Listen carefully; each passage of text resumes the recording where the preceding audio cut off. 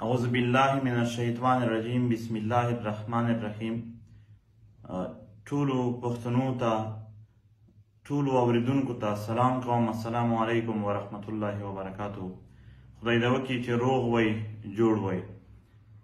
چې څومره هم د پښتون په خاوره د سیاسي ګوندونو مشران دي، ځوانان دي، ورکر دي، چې څومره هم مختلف پروفیشن دي، هغه د وکیل د صحافي نه راواخله تر تاجر تر ټیکهدار تر ټرانسپورټ او تر مزدور یونین پره یا نور څومره دي، ډاکټر دی، ټیچر دی، انجینیر دی، تر سټوډنټ یونین پره یا په دې خاوره باندې څومره هم د پښتنو سیمې دي، ضلعې دي، هر کله علاقه مشران لري، دغو ټولو ته یو پیغام.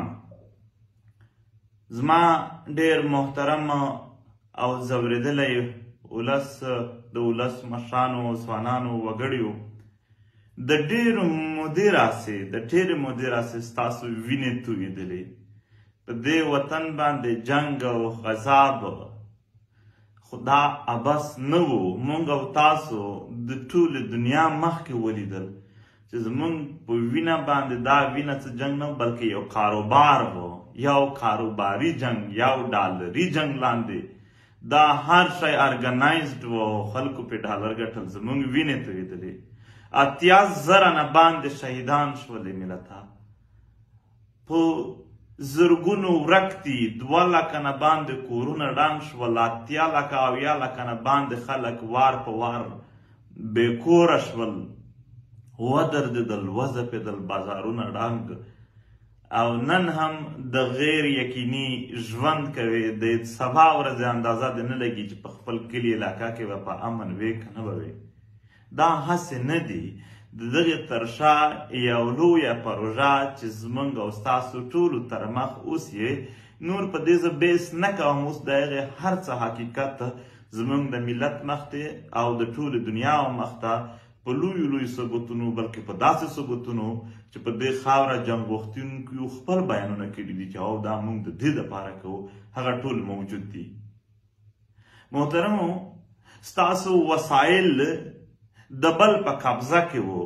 ته چې نن ناسیاله ژوند کوې، ته چې نن بېروزګاره ژوند کوې، ته چې نن په روزي او اوبه پسې پردي وطنونو ته ځې او هلته ذلیل ژوند تېروې، د مسافرۍ ژوند تېروې، خپله خاوره و کلی درنه پاتې کېږي. اصل وجه دا ده چې ستا وسایل چې خدای درکړي دي، معدنیات، هغه بل چا درنه وړي دي. د اوبو نه واخله، د بجلو نه واخله، د دې خاورې په غرونو کې موجود قیمتي کاڼي تر سره زر پورې، په دې خاوره څومره ځنګلات تر لرګیو پورې، دا چې څومره دي حتی کې دا خاوره باندې ټوبیکو تر یعنې فصل پورې، دا ټول د بل په قبضه کې او د بل په ګټه کې دي. ځکه تا ته اوریجنل او روغه ګټه نه راځي چې ته ژوند پرې جوړ کړي.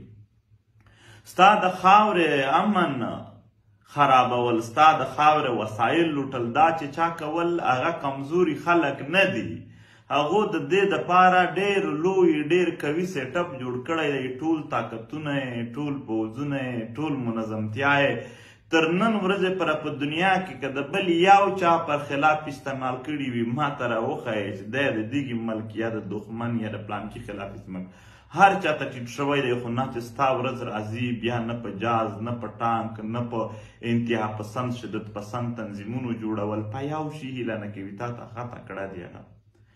لہذا د دومره لویه، د دومره منظمه، د دومره په غټه طریقه باندې جوړه دښمني مخه نیول، دا یوازې د یو تنظیم، یوازې د یو علاقې، یوازې د یو پیشې کار نه و، دې ته یو اتحاد پکار و.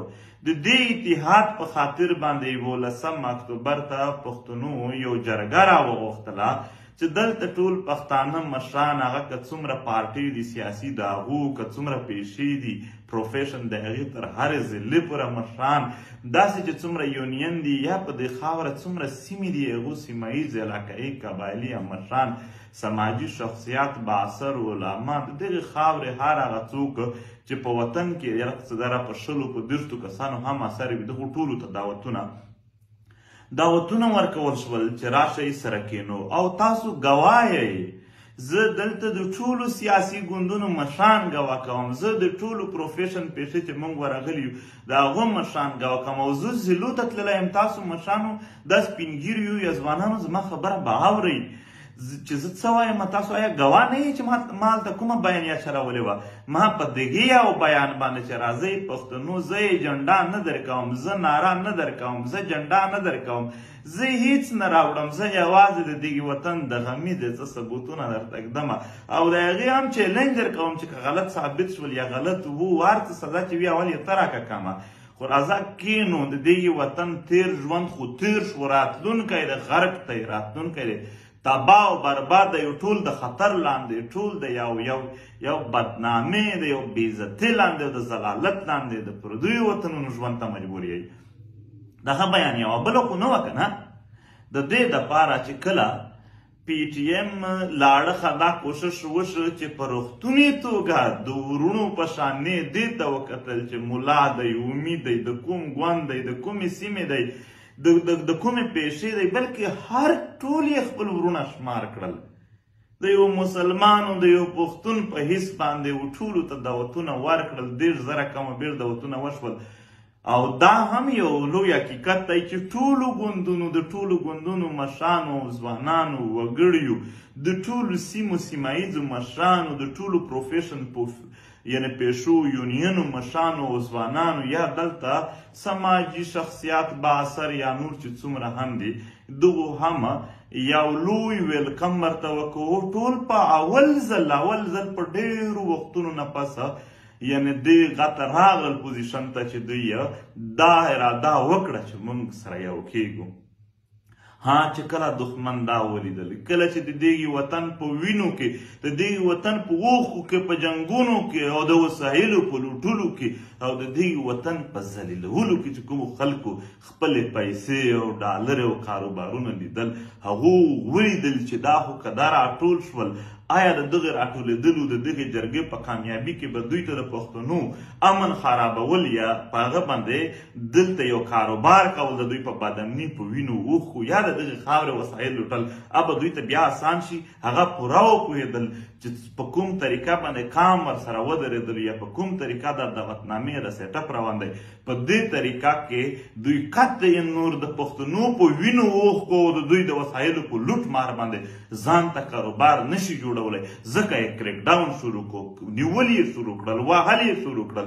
محترمو چې ولیدل چې په هیڅ صورت دا ستاسو ملي تحریک چې د ټولو شریک دی د پښتنو دا نه په شا کېږي، هغه خپل انتظامات په مخ وړي د دې جرګې.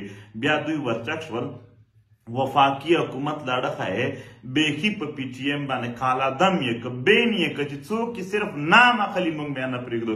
آیا د پی ټي ایم بل څه ګناه و؟ هیڅ ګناه یې نه و، یوازې دا انتظامات و. ستاسو خبره وه پی ټي ایم خو د اولې ورځې نه په لانجه کې، د اولې ورځې نه په دا شهادتونو، په دا مرګونو، په دا زخمیانو، په دې جیلونو کې را روان دی. هغه ته خو اول نه وه دغه مسله، خو دلته مسله د ټول ملت ته. بل جرګه دا جرګه د یو چا خو خپله نشي کېدلی، د پښتون روایات دي چې جرګه راوخته هر څوک شي، خو د جرګې مالک کې هېڅ څوک نه وي، هغه ټول په شریکه وي. دا خو زموږ د شریکه د ټولو په شریکه باندې یو ایونټ وه، یو سرګرمي وه، یو جرګه وه. دا څه جلسه جلوس خو نه وه. بیا هم دوی چې کله په پی ټي ایم بندیز ولګول او وپوهېدل چې دا هم کار نه کوي، حملې شروع کړلې په هغه ګراوند باندې، هغه میدان. ستا د غریبۍ په 10,000 روپۍ باندې راجوړې هغه خیمې چې پښتون په دې غریب ژوند کې سره راجوړې کړل، هغه ته ورونه درنه ورکړل، هغه یې درنه وسوځلې. موږ بیا نه شو پر شا. 3,500 نه زیات ملګري چې اوس تر 400 تعداد واوښتلو هغه ونیول شول. موږ د انتظاماتو نه یو پر شا شوي. موږ تاسو سره وعده کړې وه چې راځئ موږ په خپل ځای درته ولاړ یو، ان تر دې چې راغلل د ټوپکو سره فایرینګونه یې شروع کړل، ویستل یې شروع کړل، زما ملګري یې شهیدان کول شروع کړل. نن یې هم ویډیو ثبوتونه موجود دي. زما ملګري پر شا قدم نه دی اخیستی. پی ټي ایم اوس هم ولاړ دی، وینې تویوي، اوښکې د ځان پې تویوي، د خپل سرونه یې قربان کړل، په تلي کې کېښودل. د خپل خاورې، د خپل وطن او ستاسو د عزت او د ناموس او د ښه ژوند په خاطر باندې نن دغه 3 شهیدان چې دلته د خیبر په خاوره چې یو د باجوړ دی، یو د وزیرستان دی، یو د کویټه دی، هغه شهیدان شول. د هغو ماندې نن چې ژړا ته مجبورې دي، د هغو خویندې چې نن ژړا ته مجبورې دي. ته راته ووایه پښتون قامه زه د ګواه جوړومه چې ما سوا د یو داسې جرګې چې ته اتفاق وکړې، بل یې د کوم مقصد دپاره د یو مظلوم ملت د ښه ژوند دپاره د دې دپاره راټولولو، بل خو هېڅ مقصد نه و. موږ سرونه ورکوو، موږ په میدان ولاړ یو.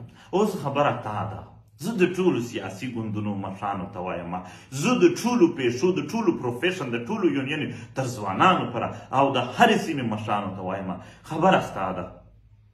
که ته راځې، ظاهره خبره د لارې بندې دي، لږ تکلیف به وي، کیدای شي په پیدل مزل ته سیک شي، کیدای شي لاره بدلولو ته سیک شي، خو لاره بیا هم پیدا کېږي.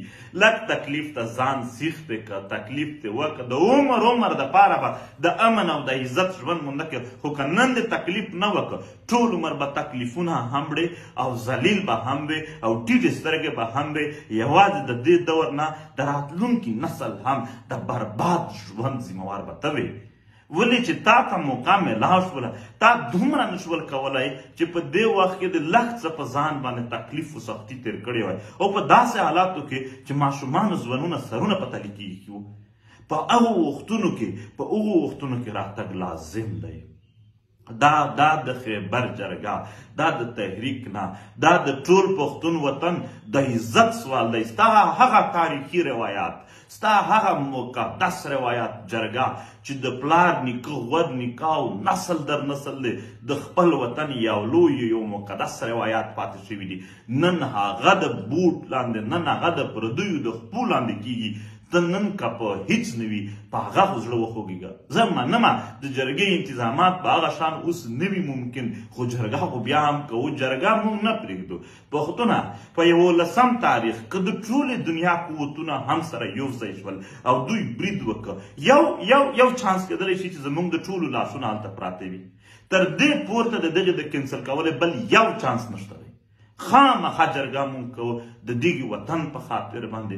مونږ د دغې وطن دغه مضبوط روایات، دا مقدس روایت نه مړولو ته ورکوو، نه د دغې وطن په وینو اوښکو باندې، نه د دغې وطن په وسایلو باندې پردیو کاروبار ته پرېږدو.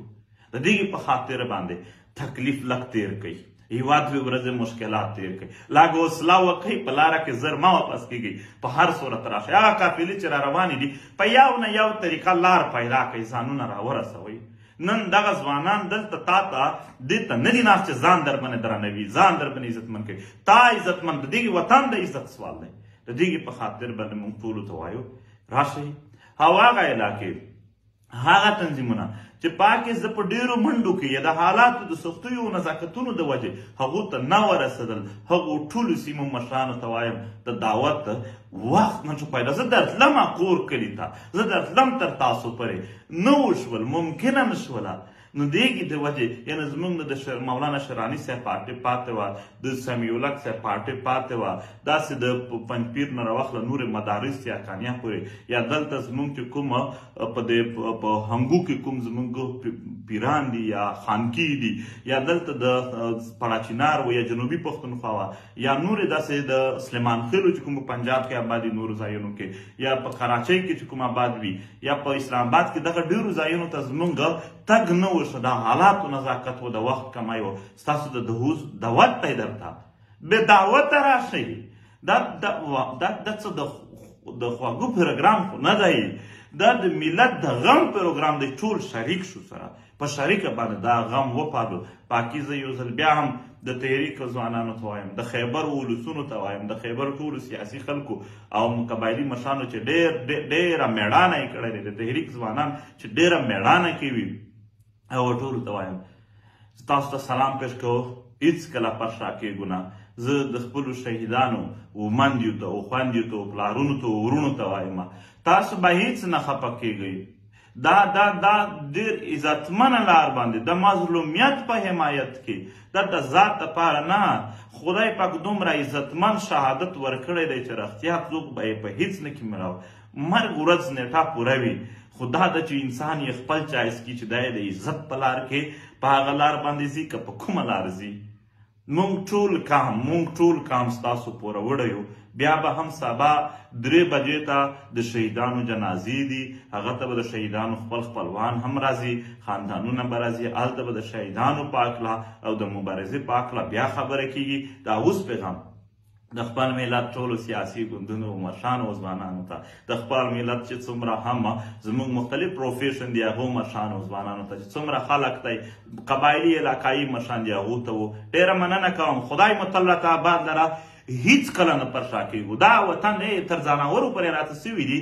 په دې حالاتو کې پر شا کېدل یعنې دا به بېغیرتوب وي. نه یې کوو، یو یې نه کوو، کلک ورته ودرېږو، سرونه ځي، پروا نشته دی، سرونه ټیټوونه، ناکامي مو هم قبوله ده، خو غلامي و ټیټ سر مو نه دی قبول. په دې خاوره باندې دا موږ نشو کتلی چې دا څه روان دي. د دې په خاطر به ټول راپاسو. خدای متعال ته آباد لره. خوشحاله اوسئ. دواړو لاسو سلام درته کوم او زه به په 11 اکتوبر نه مخکې یعنې چې نن نه سفر را شروع شي ګورم چې ټول راشي. آباد اوسئ. مقابله د پښتنو د دښمن ده. راځئ میدان ته. خوشحاله اوسئ.